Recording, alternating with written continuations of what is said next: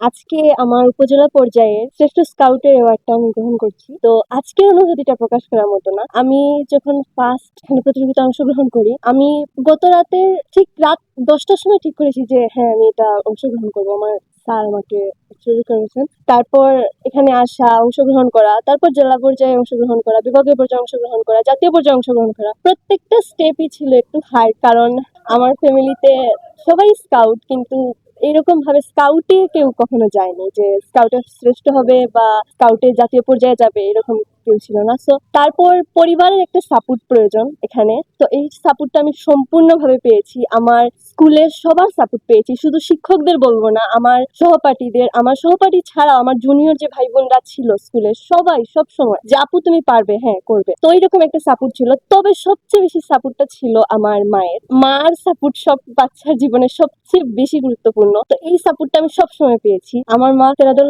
একশো একাডেমি বিদ্যালয়ের প্রধান শিক্ষক। তো একজন শিক্ষিত মা যেমন হওয়া প্রয়োজন, আমার মা ঠিক তেমন ছিলেন প্রত্যেকটা বিষয়ে, যে হ্যাঁ আমার মেয়ে সবটা করতে পারবে, তো এটা হবে এরকম একটা বিষয় যে আমার মেয়ের দ্বারা সব হবে। তো এই যে একটা সাপোর্ট, যে সবাই অবহেলা করুক বা সবাই সাপোর্ট না করুক, মা সাপোর্ট করলেই যথেষ্ট।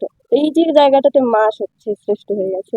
আর তারপর যাকে বলবো যে আমার সবচেয়ে সাপোর্ট সিস্টেম, আমার পরিবার। তারপর হলো আমার স্কুলের ভারপ্রাপ্ত প্রধান শিক্ষক লুৎফুর রহমান স্যার। তিনি মানে একজন বাবা যেমন মেয়েকে সবসময় সাপোর্ট করেন, সেই রকম সাপোর্ট ছিল আমার প্রতি। আর আমার স্কাউট জীবনে প্রথম যার হাত ধরে প্রবেশ, মুহাম্মদ লোকমান খান, তাকে আমি কি বলে ধন্যবাদ দিব জানি না।